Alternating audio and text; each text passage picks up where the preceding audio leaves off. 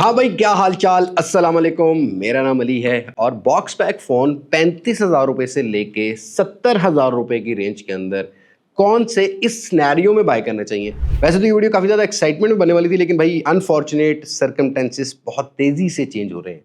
कि ये वॉर वाले सीन चल रहे हैं, इकोनॉमिक क्राइसिस भी चल रहे हैं।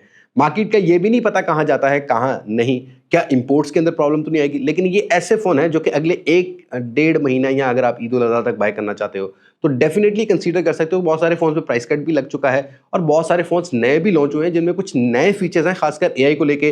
तो मैं अपनी प्रेफरेंस आपको बताऊंगा कि अगर मेरे पास ये बजट्स हों तो किस प्राइस सेगमेंट में कौन से फ़ोन मैं बाय करने वाला हूं। ऑलरेडी इनमें से बहुत सारे फ़ोन कवर हो चुके हैं ऑलरेडी हमारे चैनल पे, उनके कंपैरिजंस आपको मिल जाएंगे हमारे चैनल पे। कहीं भी आप ढूंढना चाहो मास्टेक लिखो, फ़ोन का मॉडल नंबर लिखो, सामने आ जाएगा अगर हमने कवर किया हुआ है। लेकिन मैं आपको टू द पॉइंट फ़ोन्स के बारे में बताने वाला हूँ। वीडियो हेल्पफुल लगे लाइक शेयर एंड सब्सक्राइब के साथ नोटिफिकेशन बेल आइकन को प्रेस कर लीजिएगा। अब मैं आपको ज्यादा बोर नहीं करता, वीडियो शुरू करते हैं।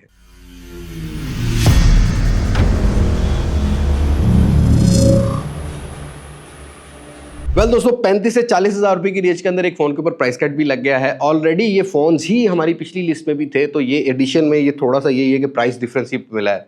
एक है टेक्नो का स्पार्क 30 प्रो। पहले 42-43,000 44,000 की रिटेल थी, तो 40 से 39,000 का मिलता था। अब 40,000 की रिटेल हो गई है, तो 36,000 रुपए से लेके 37,000 रुपए की रेंज के अंदर मिलता है। और मैंने इन प्राइस सेगमेंट में जितने भी फोन रखे हैं, कोई भी आईपीएस पैनल फोन नहीं रखा है, कोई भी ओवर प्राइस फोन नहीं रखा है जो बिल्कुल ही ओवर प्राइस, मतलब लाइक जिसमें आईपीएस पैनल है, 720p है, सिर्फ उसको वाटर प्रूफ या शॉक प्रूफ करके ही मार्केट किया जा रहा है, उन फोन्स को नहीं रखा है। तो इस रेंज के अंदर अगर आपने लेना हो 35 से 36-37,000 रुपए तक, तो टेक्नो स्पार्क 30 प्रो ले सकते हो। लेकिन अगर आप टेक्नो स्पार्क 30 प्रो के डिजाइन को नहीं पसंद करते, लेट सपोज, और ये 8GB 128GB का वेरिएंट है, नहीं पसंद करते, तो आप इन्फिनिक्स हॉट 50 प्रो की तरफ भी जा सकते हो। बस फ्रंट कैमरा में ये फर्क है कि स्पार्क 30 प्रो में 13 मेगापिक्सल है और इसमें 8 मेगापिक्सल है। G100 है, 8 128 है, 33 वाट की फास्ट चार्जिंग लाते हैं, दोनों 50-50 मेगापिक्सल कैमरा लेके आते हैं। डिजाइन में हॉट 50 प्रो थोड़ा बेटर है। 38 से 39,000 रुपए की रेंज के अंदर ये फोन मिल जाता है। तो ये दो फोन 35 से 40,000 रुपए में मैं कंसीडर करूंगा। लेकिन भाई 40 से 45,000 रुपए की रेंज के अंदर कोई भी नए फोन तो ऐसे लॉन्च ही नहीं हुए जो आपको रिकमेंड किए जा सकते हो, क्योंकि कईयों में आईपीएस पैनल है, कईयों में कोई जो है प्रॉब्लम मुझे नजर आती है, कैमरा इतने बेटर नजर नहीं आते। वैसे तो इस रेंज के अंदर कोई भी आपको टॉप नॉच कैमराज नहीं मिलेंगे, बट इन दो फोन्स को आप कंसीडर कर सकते हो। और ये स्टॉक शायद कुछ 15-20 दिन ही आपको और मिल सके, या ईद तक मिल सके, बड़ी ईद तक 1 महीना रहता है तकरीबन। तो आपको पहले नंबर पर अगर आपने सैमसंग दी ब्रांड की चॉइस रखनी है, तो आपके पास एक ही चॉइस है।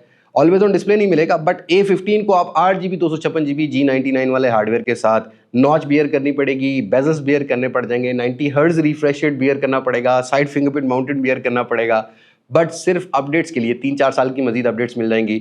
यहाँ सैमसंग दी ब्रांड करके ही ले सकते हो। वैसे चार्जर भी अलग से लोगे तो प्राइस थोड़ी ऊपर चली जाएगी। 44-45,000 रुपए की रेंज के अंदर 8 256, कुछ मार्केट में कम भी, ऑफलाइन मार्केट में जरा टच कर लेना। बट हाँ, इस रेंज के अंदर अगर आपको सैमसंग A15 मिलता हो तो definitely this one is better than Oppo A5 pro या रियलमी का C75X है, या वीवो की Y सीरीज के जो फोन मिलते हैं उनसे तो ये फोन आपको बेटर ही ऑफर करने वाला है स्पेसिफिकेशन। लेकिन एक फोन पर ज्यादा प्राइस कट लगा है, 1-1.5 साल पुराना कह सकते हैं आप इस फोन को, लेकिन आज के टाइम में डिस्प्ले की वजह से या आप ब्रांड वैल्यू की वजह से ले सकते हो। Redmi Note 13 8GB 256GB 45,000 के अराउंड मिल रहा है, और 8GB 128GB अभी भी प्राइस हो या ऑफलाइन मार्केट में जाओगे तो आपको मिल जाएगा 42-43,000 का मिलता है। एमोलेड 120 हर्ट्ज या गोरिल्ला ग्लास 3 की प्रोटेक्शन की वजह से आप इसको कंसीडर कर सकते हो। स्नैपड्रैगन 685 मिलता है, जो कि इतना बेटर परफॉर्मर नहीं है, but decent casual usage handle कर सकता है। 33 watt 5000 mAh battery, dual speaker इसमें मिल जाते हैं। तो हाँ, ये चीज़ की सपोर्ट आपको Redmi Note 13 में मिल जाती है। लेकिन भाई अगर आप थोड़े थोड़े पैसे इंक्रीज करते हो, लाइक आपके पास 45 से 50,000 रुपए का प्राइस सेगमेंट है, तो एक नहीं, दो नहीं, 5 फोन आपको इस रेंज में मिलते हैं। एक लेटेस्ट लॉन्च फोन है जिसको बाद में डिस्कस करते हैं, लेकिन 4 ऐसे फोन है जो कि थोड़े बहुत पुराने हैं, कोई 5 महीने 8 महीने पुराना है, कोई साल सवा साल पुराना है। लेकिन डेफिनेटली इन फोन्स को आज के टाइम में आप कंसीडर कर सकते हो, और ये भी मार्केट में अब प्राइस कट के बाद या प्राइस ड्रॉप के बाद आपको लिमिटेड क्वांटिटी में मिलते हैं। थोड़ी मेहनत करनी पड़ेगी। मिलते जुलते एक्सपीरियंस है। एक चीज़ आपने माइंड में रखनी है, किसी में कर्व स्क्रीन है, किसी में डिस्प्ले बेटर है, किसी में फास्ट चार्जिंग बेटर है। ये पहले मैं आपको फोन्स बता देता हूँ। 4 फोन्स तो आप जो है ना आपको मिलते हैं टेक्नो इन्फिनिक्स जैसे ब्रांड की तरफ से। एक है टेक्नो कैमन 30S, जिसमें कर्व डिस्प्ले 120 हर्ट्ज G100 वाला हार्डवेयर मिलेगा, 33 वाट की फास्ट चार्जिंग मिलेगी, सोनी का सेंसर मिलेगा, बट फ्रंट 13 मेगापिक्सल है। एक है टेक्नो कैमन 30, 70 वाट की फास्ट चार्जिंग मिल जाती है, डिस्प्ले भी अच्छा मिलता है, बट फ्लैट है, 120 हर्ट्ज वाला मिलता है, डिस्प्ले इसका भी अच्छा है। साथ के साथ 50 मेगापिक्सल का सेल्फी और बैक आपको 50 मेगापिक्सल का कैमरा मिलता है। डिसेंट डे लाइट की फोटो या वीडियोस अगर रिकॉर्ड करनी हो तो इस प्राइस सेगमेंट में ये फ़ोन एक अच्छी चॉइस हो सकती है। और ये लास्ट ईयर से ही पब्लिक चॉइस भी है। हमारे पास भी अगर आज कोई पूछता है कि इस रेंज के अंदर कौन सा लेना है, तो हम इसी फोन को प्रेफर करते हैं। 8GB 256GB, बस इसमें G99 मिलता है, कुछ ज़्यादा परफॉर्मेंस का फर्क नहीं है G100 से।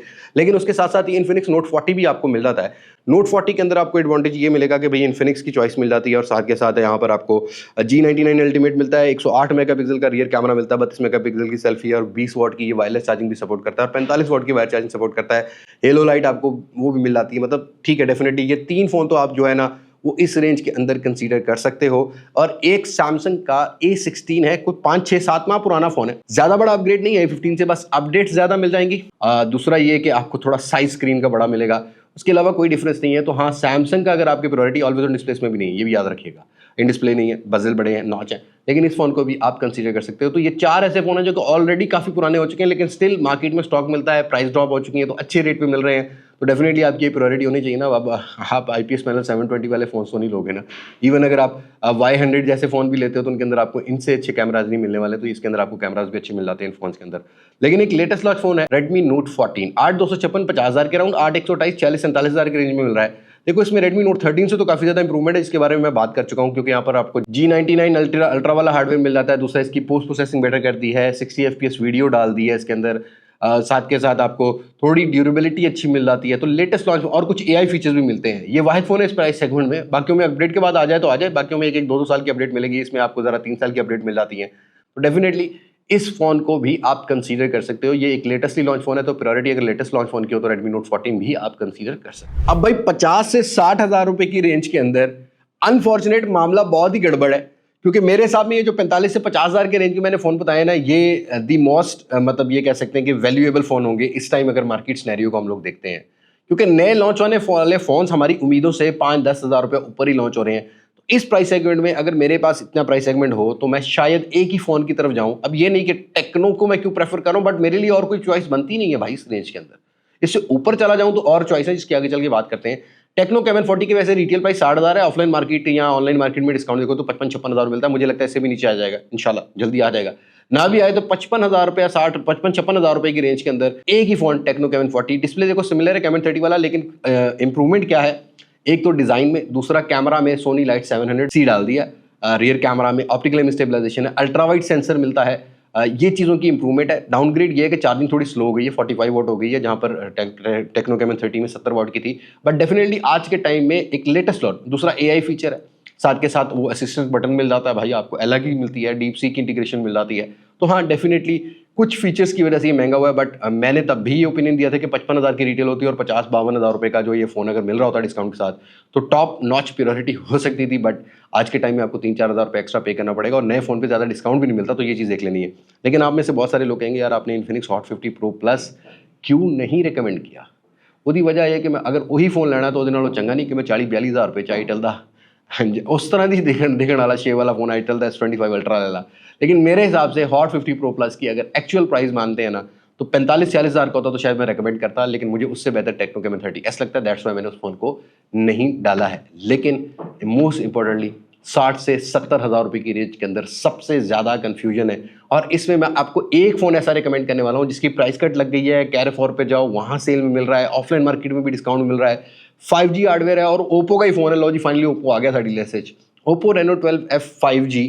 ये फ़ोन 62 से 63 हज़ार रुपये का पाकिस्तानी मार्केट में मिल रहा है। एंड राइट नाउ जितने भी बॉक्स पैक अवेलेबल हैं, this is the only phone जो कि सबसे सस्ता है 5G हार्डवेयर के साथ। Dimensity 6300 वाला हार्डवेयर मिलता है, फोटोज और वीडियोस भी डिसेंट रिकॉर्ड करता है, फास्ट चार्जिंग भी अच्छी है, डिजाइन भी अच्छा है। और ये ओप्पो ने खुद नहीं प्राइस कम की, ये ऐसा हुआ है ना कि बल्क क्वांटिटी में माल निकालने के लिए डीलर्स को ऑफर दी जाती है और वो बल्क क्वांटिटी खरीद लेते हैं, तो ये आपको तब ही सस्ता मिल रहा है, तो इसको भी आप टॉप प्रायोरिटी पे रख सकते हो। लेकिन अगर इससे ऊपर आते हो भाई, इन फोन्स के लिए थोड़ा वेट भी कर सकते हो, नहीं तो अभी फिलहाल आपको प्राइस एक्स्ट्रा पे करनी पड़ेगी क्योंकि ये लेटेस्टली लॉन्च फोन है।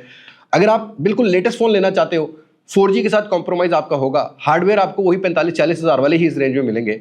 Infinix note 50 wireless charging design की वजह से कंसीडर कर सकते हो। थोड़ा कैमरा इंप्रूव हुआ है, उसके लिए ऑब्वियसली अगर आपके पास ये प्राइस सेगमेंट हो तो एक वो चॉइस है। या अगर आपको कर्व स्क्रीन चाहिए, कैमरा थोड़ा बेटर चाहिए आपको इन्फिनिक्स नोट 50 से, वायरलेस चार्जिंग इस फोन में नहीं मिलेगी। ये दोनों ही फोन्स 8GB 256GB की वेरिएंट के साथ आते हैं, इवन ये सारे फोन्स ही 8GB 256GB की वेरिएंट के साथ आते हैं।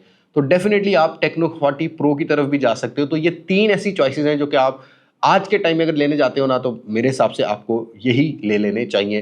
कैमरा लाइट 700C ही आपको टेक्नो कैमन 40 प्रो में मिलता है, तो कैमरे का रिजल्ट थोड़ा बेटर है। बाकी फास्ट चार्जिंग मिलती जुलती इन फोन में मिलती है। अब अनफॉर्चुनेट मेरे पास और कोई ऐसी चॉइस है नहीं। एक मैं वैसे एडिशनल डाल देता हूँ अपनी तरफ से। रेडमी नोट 14 प्रो अगर आपको 65,000 रुपये की रेंज के अंदर 8 GB 256 GB मिले, फॉर दोज पीपल जो बाय नहीं करना चाहते, लाइक टेक्नो इन्फिनिक्स को बाय नहीं करना चाहते, या रेनो 12 5G को नहीं बाय करना चाहते, रेडमी के साथ उनका कंफर्ट जोन ज़्यादा है, तो डेफिनेटली इस फ़ोन को भी आप कंसिडर कर सकते हो।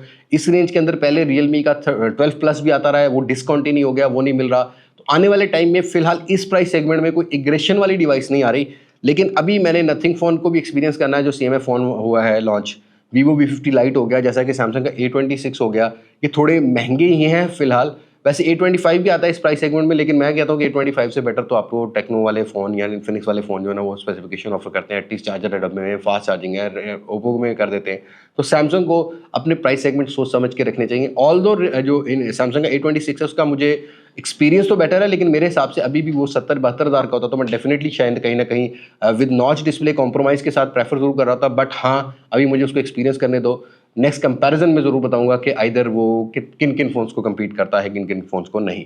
तो ये थी वो चॉइसेस जो कि मैं अगर इतने पैसों में लेना चाहूँ तो डिफरेंट प्राइस सेगमेंट के हिसाब से चूज़ करूँगा। आप कमेंट सेक्शन में बताइएगा कि आप कौन सा चूज़ करने वाले हैं। स्ट्रेट फॉरवर्ड सा ओपिनियन है। अब ये वीडियोज़ या ये जो ओपिनियन वीडियोज़ हैं, ये आप लोगों के लिए बन रही होती हैं।